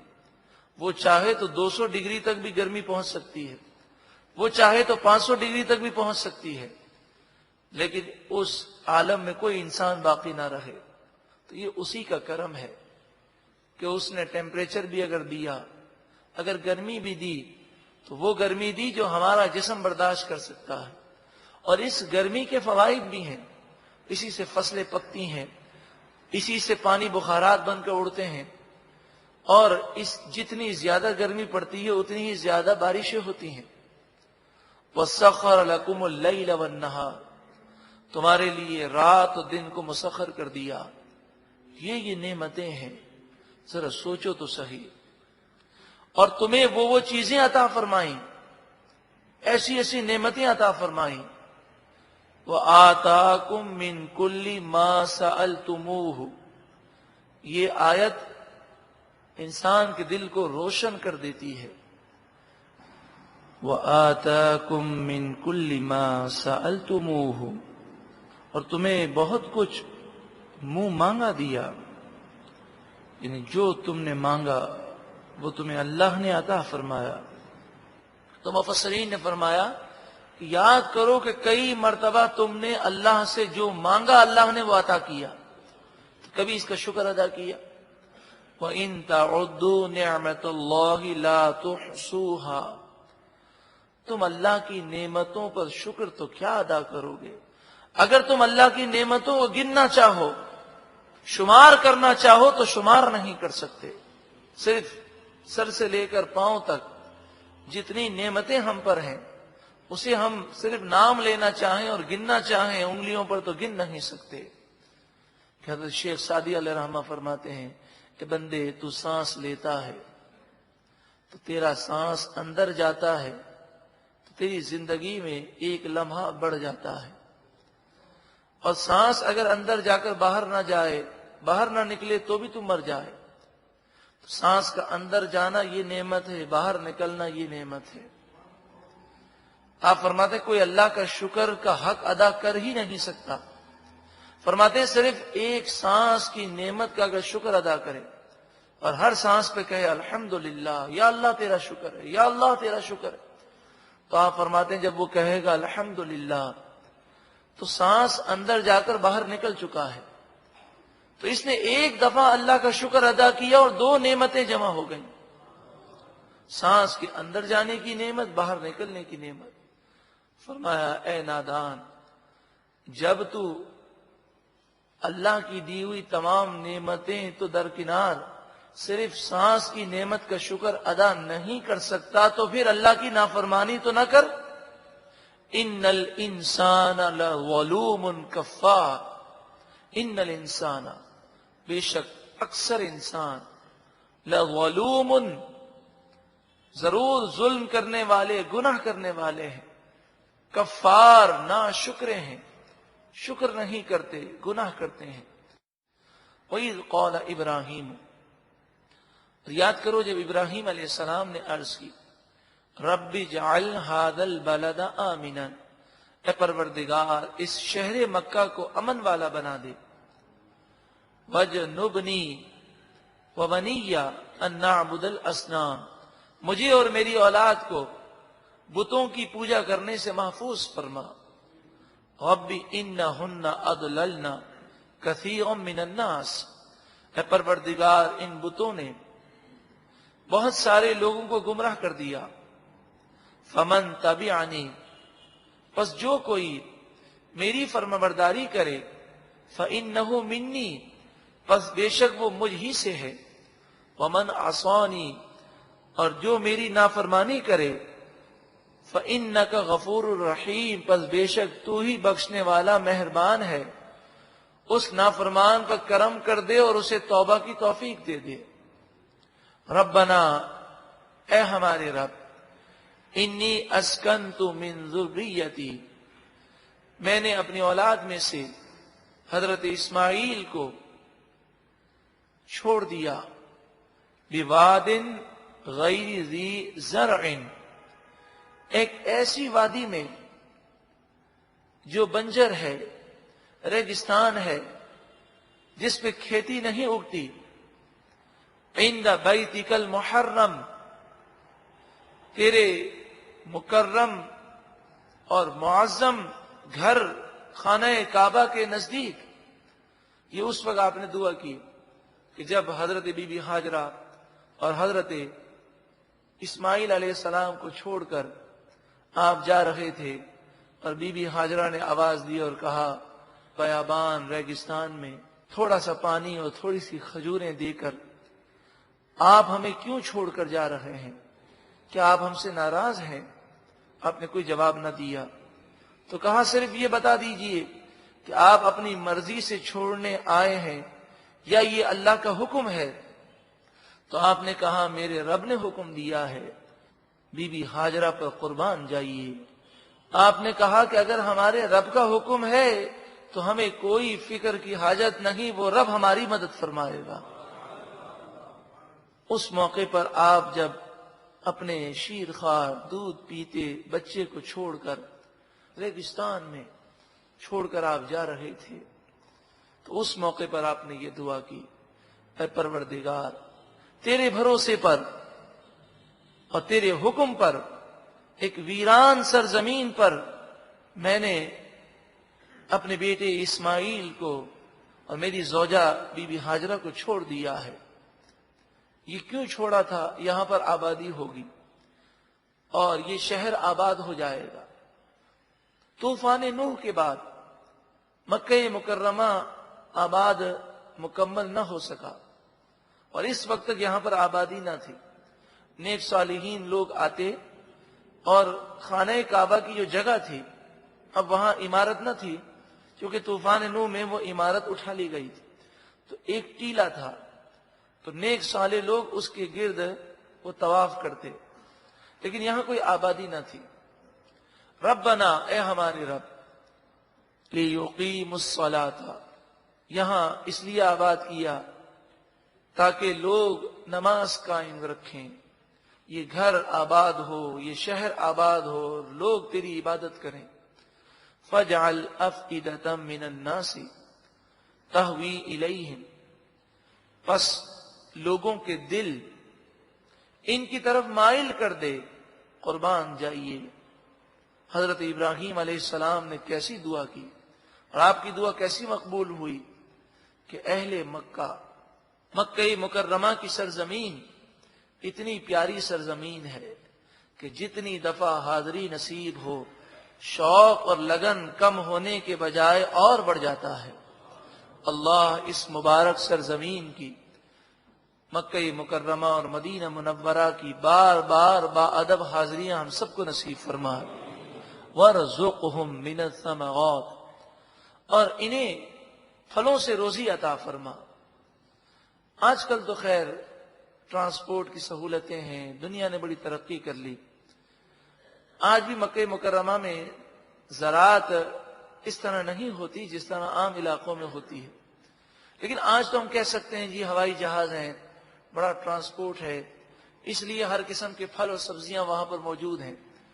لیکن اس زمانے میں کہ جب کہ سفر کی سہولتیں نہ تھیں، پوری دنیا میں اگر قحط بھی ہو تو اللہ تبارک و تعالی اہل مکہ پر فضل و انعام نازل فرماتا اور انہیں کوئی تکلیف نہ ہوتی۔ اس آیت میں کفار مکہ کو سمجھایا گیا کہ اب تم 7 ایئر سے 7 سال سے جو قحط سالی میں مبتلا ہو، تو سوچو یہ تو وہ سرزمین ہے کہ ساری دنیا میں اگر قحط ہوتا تب بھی اس سرزمین پر قحط نہ ہوتا، تو اب یہ تمہیں جو تکلیف دی گئی ہے یہ عبرت کے لیے ہے کہ تم توبہ کر لو کہ تمہارے گناہوں کی وجہ سے اس سرزمین پر قحط سالی کی کیفیات پیدا کی گئی ہیں۔ تو ان 7 سالوں کے علاوہ کبھی بھی مکہ مکرمہ میں پھلوں اور سبزیوں کی کمی نہ رہی، تو کفار مکہ کو عبرت حاصل کرنی چاہیے، لیکن انہوں نے عبرت حاصل نہ کی، بلکہ آپ کو حیرت ہوگی کہ یہ دعا کرانے کے لیے بھی حضور کے پاس آئے کفار مکہ اور کہنے لگے کہ آپ نے دعا کر کے ہماری بارشیں بند کی ہیں، آپ کو قرابت داری اور رشتہ داری کا واسطہ، آپ کو آپ کے اللہ کا واسطہ، آپ ہمارے لیے دعا کریں کہ اللہ تعالیٰ بارش کو نازل فرمائے۔ حضور رحمت للعالمین ہے، آپ نے ان کی حالتیں دیکھیں تو آپ نے دعا کر دی، دعا کرتے ہی قحط سالی دور ہو گئی۔ اب کتنی واضح دلیل تھی کہ نبی اکرم صلی اللہ علیہ وسلم سچے نبی ہیں، لیکن پھر بھی یہ کفار ایمان نہ لائے۔ لعلہم یشکرون، تاکہ وہ شکر کریں۔ ربنا، اے ہمارے رب، انک تعلم ما نخفی وما نعلن، اے پروردگار تو جانتا ہے جو ہم چھپاتے ہیں، جو ہم ظاہر کرتے ہیں، سب کو تو جانتا ہے۔ وما یخفی علی اللہ من شیء فی الارض ولا فی السماء، آسمان و زمین میں کوئی چیز اللہ پر پوشیدہ نہیں ہے۔ الحمدللہ الذی، اللہ کا شکر ہے، اسی کے لیے حمد ہے۔ وہب لی علی الکبر اسماعیل و اسحاق، جس نے مجھے بڑھاپے میں حضرت اسماعیل اور حضرت اسحاق عطا فرمائے۔ آپ کی عمر 90 سال سے اوپر تھی تو آپ کو اسماعیل علیہ السلام عطا کیے گئے، اور پھر اس کے 14 سال کے بعد حضرت اسحاق علیہ السلام عطا کیے گئے۔ ان ربی لسمیع الدعاء، بے شک میرا رب ضرور دعاؤں کو خوب سننے والا ہے۔ رب اجعلنی، اے میرے رب تو مجھے قائم و دائم رکھ، مقیم الصلاۃ، نماز قائم کرنے والا بنا۔ ذرا غور تو کریں، اس تھوڑے سے قرآن کے حصے میں 3 مرتبہ نماز کا ذکر ہے، اور نماز کس قدر اہم ہے کہ حضرت ابراہیم علیہ السلام ہمیشہ نماز کی پابندی کی دعا کر رہے ہیں۔ اے پروردگار مجھے نماز قائم کرنے والا بنا، ومن ذریتی، اور میری اولاد میں سے بھی ایسے لوگ پیدا فرما جو نماز کو قائم رکھیں۔ ربنا، اے ہمارے رب، وتقبل دعا، تو میری دعاؤں کو قبول فرما۔ ربنا اغفر لی، اے پروردگار میری مغفرت فرما۔ وہ تو بخشے بخشائے ہیں، یعنی ان سے تو کوئی گناہ ہو ہی نہیں سکتا، وہ تو معصوم ہے۔ ہماری تعلیم کے لیے ہمیں یہ سکھایا کہ اس طرح دعا مانگی جائے۔ ربنا اغفر لی، اے پروردگار مجھے بخش دے، ولی اور میرے والدین کو بخش دے، وللمؤمنین اور مومنوں کو بخش دے، یوم یقوم الحساب اس دن بخشش فرما جس دن حساب قائم ہوگا۔ اس رکوع میں دو باتیں بہت توجہ ہمیں کرنے کی ضرورت ہے۔ ایک تو یہ ہے کہ حضرت ابراہیم علیہ السلام نے اللہ کی خاطر، اللہ کے حکم کے لیے اپنی زوجہ کو اور اپنے صاحبزادے کو قربان کیا کہ ویران ریگستان میں چھوڑ دینا، یہ بظاہر تو کسی کو ہلاک کرنا ہو تو ویران میں ریگستان میں ڈال دیا جائے، لیکن اللہ کے حکم پر آپ سب کچھ کرنے کو تیار تھے اور اللہ نے ان کی مدد فرمائی۔ حضرت ابراہیم علیہ السلام کی سنت، آپ کا انداز، آپ کا طریقہ ہمیں یہ سکھاتا ہے کہ ہماری زوجہ ہو کہ ہمارے ماں باپ ہو، ہماری اولاد ہو کہ ہمارے بھائی بہن ہو، ہمارا کوئی بھی رشتہ دار ہو، اللہ کے حکم کو سب سے بڑی فوقیت ہونی چاہیے، اور ان کی خاطر ہم دین سے دور نہ رہیں، ان کی خاطر ہماری نمازیں قضا نہ ہوں، ان کی خاطر ہماری جماعت نہ چھوٹے، ان کی خاطر ہم حرام نہ کمائیں۔ اور دوسری بات بتائیے، ابراہیم علیہ السلام نے جب یہ دعا کی تو یہ وقت کون سا تھا؟ جب ابراہیم علیہ السلام کی یہاں حضرت اسماعیل علیہ السلام کی ولادت ہو چکی تھی، آپ کی عمر 100 سال سے اوپر تھی، اور قرآن مجید فرقان حمید یہ بیان کر چکا کہ مشرک کے لیے مغفرت کی دعا کرنا یہ بھی کفر ہے۔ مشرک کے لیے، کافر کے لیے مغفرت کی دعا کرنا کیا ہے؟ کفر ہے۔ ابراہیم علیہ السلام کہ اگر والد مشرک ہوتے، کافر ہوتے تو کیا آپ یہ دعا کرتے؟ جبکہ قرآن مجید فرقان حمید بیان کرتا ہے کہ جب آپ کے سامنے یہ ظاہر ہو گیا کہ آپ کا چچا آزر یہ اب مشرک ہے، تو آپ نے اس سے اعلان بیزاری فرما دیا، اور پھر آپ نے کبھی بھی اس کے لیے مغفرت کی دعا نہیں کی۔ تو اب 100 سال کی عمر کے بعد اس موقع پر آپ یہ دعا کر رہے ہیں، ولی والدیہ، میرے والدین ماں باپ کی مغفرت فرما۔ تو اس آیت سے بھی معلوم ہوتا ہے کہ ابراہیم علیہ السلام کے والد مشرک و کافر نہیں تھے، بلکہ آپ کے والد تاریخ جو ہیں وہ مومن تھے۔ آزر آپ کا والد نہیں بلکہ چچا ہے، اور لفظ ابن قرآن پاک میں چچا کے لیے بھی استعمال ہوا ہے۔ اللہ تبارک و تعالی ہمیں ابراہیم علیہ السلام کی دعا کے صدقے میں ہمیشہ نماز پڑھنے کی توفیق عطا فرمائے۔ اللہ تبارک و تعالی ہماری مغفرت فرمائے، اور رب العالمین حضرت ابراہیم علیہ السلام کی نیکی، آپ کی پرہیزگاری اور دین کی خاطر جو آپ نے قربانیاں دیں، اللہ تعالی ہمیں بھی نیک بنائے، پرہیزگار بنائے، اور قرآن کی دعوت عام کرنے کے لیے ہمیں بھی رب العالمین کوشش کرنے کی توفیق عطا فرمائے۔ وَلَا تَحْسَبَنَّ اللَّهَ غَافِلًا عَمَّا يَعْمَلُ الظَّالِمُونَ، اور تم ظالموں کے عمل سے اللہ کو غافل نہ سمجھنا۔ اللہ تعالی ظالموں کے معاملات سے اور ان کے ظلم سے بے خبر نہیں۔ یہ ڈھیل جو دی جا رہی ہے، یہ ڈھیل اللہ تعالی کی حکمت ہے۔ انما یؤخرہم لیوم تشخص فیہ الابصار، اللہ تعالی ان ظالموں کو، ان گناہگاروں کو اس قیامت کے دن کے وقت تک ڈھیل عطا فرماتا ہے جس دن آنکھیں کھلی رہ جائیں گی اس کی ہیبت اور اس کی وحشت سے، آنکھیں کھلی کی کھلی رہ جائیں گی۔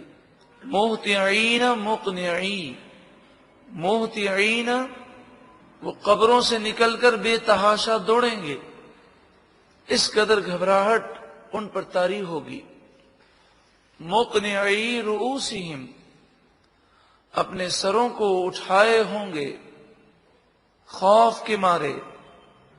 لا یرتد الیہم طرفہم، ان کی پلک ان کی طرف نہیں لوٹ سکے گی، یعنی وہ اپنی پلک بھی جھپکا نہیں سکیں گے، اس قدر خوف اور دہشت کا عالم ہوگا۔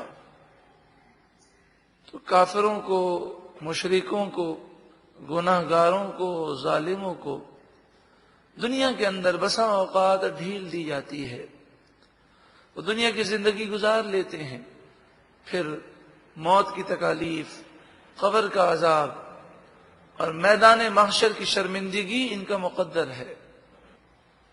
وَأَفْئِدَتُهُمْ هَوَاءٌ، اور ان کے دل گلے میں آ جائیں گے، یعنی اس قدر خوف کا عالم ہوگا کہ ہمارے یہاں تو محاورتاً کہتے ہیں کہ میرا دل اچھل رہا ہے، لیکن وہاں حقیقتاً دل اچھل رہے ہوں گے، انہیں قرار نہیں ہوگا اور گلے میں آ کر پھنس جائیں گے۔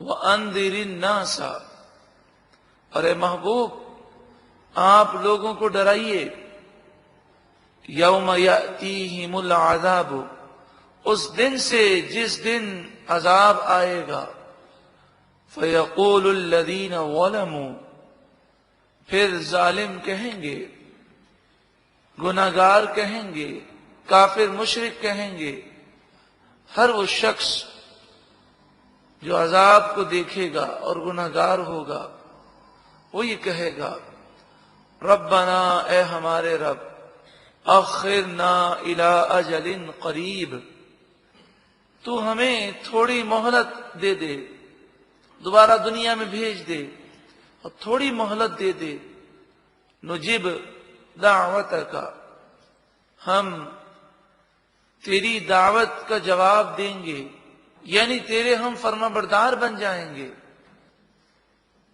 وَنَتَّبِعِ الرُّسُلِ، اور ہم رسولوں کی پیروی کریں گے، اور تھوڑی دیر کے لیے دنیا میں واپس بھیج دے، لیکن پھر انہیں دنیا میں واپس نہیں بھیجا جائے گا، بلکہ ارشاد فرمایا، اولم تکونوا اقسمتم من قبل ما لکم من زوال، کیا تم اس سے پہلے یہ قسم نہ کھاتے تھے کہ تمہیں زوال نہیں آئے گا، تمہیں دنیا سے ہٹنا نہیں ہے، تمہاری توجہ آخرت کی طرف ذرہ برابر بھی نہ تھی۔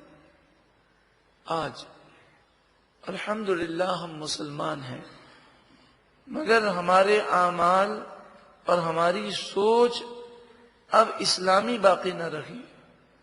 ہم اس طرح دنیا کی زندگی میں کام کرتے ہیں جیسے ہمیشہ یہیں رہنا ہو، اور آخرت کی طرف ہماری توجہ اس طرح نہیں جیسے گویا کہ آخرت پر ہمارا یقین ہی نہ ہو۔ حالانکہ آخرت کو ہم مانتے ہیں، ہم یہ جانتے ہیں کہ دنیا عارضی ہے، سب کو یہیں رہ جائے گا، بلکہ یہ باتیں ہم بہت اچھی طرح دوسرے کے سامنے بیان بھی کر سکتے ہیں۔ کسی کا انتقال ہو جائے اور گھر کے باہر جب دریاں بچھی ہوتی ہیں اور لوگ بیٹھے اپنے وقت کو گزار رہے ہوتے ہیں، اندر میت کو غسل دیا جا رہا ہے اور باہر بیٹھ کر لوگ باتیں کر رہے ہیں، تو آپ ان کی باتیں سنیں، ہمیں یہ محسوس ہوتا ہے کہ یہ کوئی بایزید بستامی بول رہے ہیں کہ امام غزالی بول رہے ہیں۔ ایسی پیاری پیاری باتیں ہوتی ہیں، مثلا یہ جملے اکثر بولے جاتے ہیں، ہاں بھائی دیکھیں زندگی کا کوئی بھروسہ نہیں ہے، ایک نہ ایک دن سب کو جانا ہے، جیسی کرنی ویسی بھرنی ہے، دنیا کا کیا ہے، دنیا عارضی ہے، فانی ہے، اللہ کے حضور جواب دینا ہے، نیک اعمال ہی کام آئیں گے۔ اس طرح کی گفتگو قبرستان تک ہوتی ہے، اور لوگ ایک دوسرے کے سامنے اس طرح گفتگو کرتے ہیں، بلکہ کسی مرنے والے کے عزیز کو تسلی دینی ہو تو بھی یہی جملے کہے جاتے ہیں، ارے بھائی سب کو جانا ہے، ایک مقررہ وقت پر سب چلے جائیں گے، اس میں اتنا افسوس کی بات کیا ہے؟ تم اس کے لیے مغفرت کی دعا کرو، اس کی اگلی منزل کی فکر کرو۔ اس طرح کے ہم جملے سنتے بھی ہیں، کہتے بھی ہیں، مگر ہائے افسوس ہم عمل نہیں کرتے۔ ہم انتظار کر رہے ہیں ملک الموت علیہ السلام کا، ہم یہی سوچتے ہیں یہ کام ہو جائے، کل سے نماز شروع کروں گا، جمعے سے نماز شروع کر دوں گا، نیک بن جاؤں گا، آہستہ آہستہ نیک بن رہا ہوں۔ اب نہ جانے آہستہ آہستہ نیک بنتے بنتے شاید موت ہی نہ آ جائے، تو ہم انتظار کس چیز کا کر رہے ہیں؟ مسلمان اور آخرت کو فراموش کر کے صرف دنیا کی ہوس، یہ ایک مسلمان کو زیب نہیں دیتا۔ یہ تو کافروں کے عقائد تھے کہ وہ آخرت کو نہیں مانتے تھے، اس لیے آج بھی کافر دنیا کے پیچھے بھاگتے ہیں۔ مومن تو اگر دنیا کو حاصل کرتا ہے تو اس کا مقصد بھی دین ہوتا ہے، وہ روزی کماتا ہے اس لیے کہ کسب حلال کمانا عبادت ہے، وہ اپنے بال بچوں اور اپنے ماں باپ اور اپنے رشتہ داروں کی خدمت کر کے ثواب حاصل کرنا چاہتا ہے، وہ دین کی خدمت کرنا چاہتا ہے، وہ لوگوں کے سامنے ہاتھ نہ پھیلائے، اس لیے وہ رزق حلال کے لیے جد و جہد کرتا ہے۔ اللہ تعالی ہم سب کو ایسا بنا دے کہ ہم دنیاوی کوئی کام کریں اس میں بھی نیت اسلام کی ہو، دین کی ہو۔ یہاں تک کہ اگر ہم کھانا کھائیں اور نیت یہ ہو کہ کھانا کھا کر مجھے قوت آئے گی اور میری صحت اچھی ہوگی تو میں اچھی طرح دین کی خدمت کر سکوں گا، اللہ کی عبادت کر سکوں گا، اور واقعی وہ ایسا کرتا بھی ہو تو اس نیت پر اسے بہت زیادہ ثواب دیا جائے گا۔ ایک بزرگ علیہ رحمہ فرماتے ہیں وَمَا خَلَقْتُ الْجِنَّ وَالْإِنسَ إِلَّا لِيَعْبُدُونَ، اللہ تعالیٰ ارشاد فرماتا ہے میں نے انسان اور جن کو صرف اور صرف اپنی عبادت کے لیے پیدا کیا۔ تو وہ بزرگ فرماتے ہیں کہ جب اللہ تعالیٰ فرماتا ہے کہ میں نے صرف اپنی عبادت ہی کے لیے پیدا کیا، الذی خلق الموت والحیات لیبلوکم ایکم احسن عملا، سورہ ملک میں فرمایا وہ ذات جس نے زندگی اور موت کو پیدا کیا تاکہ وہ تمہاری آزمائش کرے کہ کون تم میں سے اچھے اعمال کرتا ہے، تو یہ زندگی اللہ کی عبادت کے لیے ہے۔ تو فرماتے ہیں الحمدللہ میں پورا دن اور پوری رات اللہ کی عبادت کرتا ہوں۔ تو کسی نے کہا حضرت آپ کا مقام و مرتبہ تو بہت بلند و بالا ہے، مگر ہماری ناقص عقلوں میں یہ بات نہیں آتی کہ آپ پورا دن اور پوری رات اللہ کی عبادت کیسے کرتے ہیں؟ ہم تو کبھی آپ کو آرام کرتا ہوا بھی دیکھتے ہیں، کبھی آپ کو روزی کمانے کے لیے بازار میں بھی دیکھتے ہیں، آپ اپنے بال بچوں کی پرورش بھی کرتے ہیں، اپنے گھر کے انتظام کو بھی چلاتے ہیں، رشتہ داروں سے بھی ملاقات کرتے ہیں، کھانا بھی کھاتے ہیں، پانی بھی پیتے ہیں، اور آپ کہتے ہیں کہ میرے دن رات اللہ کی عبادت میں گزرتے ہیں۔ تو آپ نے فرمایا یہ بتاؤ میرا کوئی عمل رسول اللہ صلی اللہ علیہ وسلم کے طریقے اور آپ کی سنت کے خلاف ہے؟ انہوں نے کہا نہیں، آپ کا ہر عمل حضور کی سنت کے مطابق ہے۔ فرمایا جب میرا ہر عمل حضور کی سنت کے مطابق ہے تو انشاءاللہ مجھے کھانا کھانے کا بھی ثواب دیا جائے گا، مجھے پانی پینے کا بھی ثواب دیا جائے گا، بلکہ مجھے سونے کا ثواب بھی ملے گا۔ کاش ہماری زندگی بھی ایسی ہو جائے۔ اولم تکونوا اقسمتم من قبل ما لکم من زوال، کیا تم اس سے پہلے یہ قسمیں نہیں کھاتے تھے کہ تمہارے لیے زوال نہیں ہے، تمہارے لیے اس دنیا سے ہٹنا نہیں ہے، اور آخرت کے بارے میں تمہارا عقیدہ نہیں تھا؟ اب میدان قیامت میں کہتے ہو کہ اے اللہ تو ہمیں دنیا میں بھیج دے، تھوڑی مہلت دے دے، ہم اب نیک بن جائیں گے۔ وَسَكَنْتُمْ فِي مَسَاكِنِ الَّذِينَ ظَلَمُوا أَنفُسَهُمْ، اور تم ان لوگوں کے گھروں میں رہے جنہوں نے اپنی جانوں پر ظلم کیا، لیکن موت نے انہیں قبر میں پہنچا دیا۔ عیاشی کرنے والے، گناہ کرنے والے جو مکانات میں رہے، انہی مکانات میں تم رہے یا ان کے قریب رہے، لیکن ان کی موت سے تم نے عبرت نہیں حاصل کی۔ کیا ہم دیکھتے نہیں کئی لوگ بنگلے اور کاریں چھوڑ کر قبر میں چلے جاتے ہیں، لیکن اس بنگلے میں رہنے والے وہ رسا ان کے گناہ کرنے سے عبرت حاصل نہیں کرتے۔ ایک نہ ایک دن موت نے تو ان کے سارے عیش کو ختم کر دیا۔ وَتَبَيَّنَ لَكُمْ، اور واضح ہوا تمہارے لیے، کیف فعلنا بہم، ہم نے ان کے ساتھ کیسا سلوک کیا، ان کا ہم نے کیسا انجام کیا، یہ تم پر ظاہر ہو گیا۔ اس کے باوجود بھی تمہیں عبرت نہیں۔ وَضَرَبْنَا لَكُمُ الْأَمْثَالَ، اور ہم نے تمہارے لیے مثالیں بیان کی، مگر پھر بھی تم دنیا کے اندر راہ راست پر نہ آئے۔ یقیناً انسان اپنی صحت پر جب غرور کرتا ہے، اپنی دولت پر غرور ہے، اپنے عہدے منصب پر غرور ہے، کوئی اپنے آپ کو مغرور تسلیم کرنے کو تیار نہیں ہے۔ ہر مغرور اور متکبر شخص یہی کہتا ہے میں تو عاجزی پسند ہوں، مگر ان کے عمل سے، ظلم کی آندھیاں چلانے سے، اور جس انداز میں وہ عیاشیاں اور گناہ کرتے ہیں، اندازہ ہو جاتا ہے کہ اگر اللہ کا خوف ہوتا اور اللہ کی جناب میں عاجزی ہوتی تو کبھی اللہ کی نافرمانی اور اللہ کی مخلوق پر اس طرح ظلم نہ کرتے۔ پھر ان کا انجام کیا ہوتا ہے؟ ایک نہ ایک دن صحت ختم ہو جاتی ہے، بیمار پڑ جاتے ہیں، ہسپتالوں میں ہوتے ہیں، اور پھر ایڑیاں رگڑ رگڑ کر وہ دنیا سے چلے جاتے ہیں۔ بڑے بڑے ڈاکٹر، مالدار، سرمایہ دار، عہدیدار، اور خود ان کا مال انہیں موت سے نہیں بچا سکتا۔ بے بسی کا عالم ہوتا ہے۔ انسان کو عبرت حاصل کرنی چاہیے۔ اور کچھ تو ایسے ہوتے ہیں کہ انہیں وصیت کرنے کا بھی موقع نہیں ملتا۔ صبح کی نماز ان کی قضا ہوئی، رات بھر گناہ کرتے رہے، دن میں آفس میں گئے تو کتنے جھوٹ بولے، ظہر کی نماز بھی ادا نہ کی، انہیں ایک گناہوں بھری زندگی گزار رہے ہیں، اور اچانک سے آفس کی سیٹ پر بیٹھے بیٹھے دنیا سے چلے جاتے ہیں۔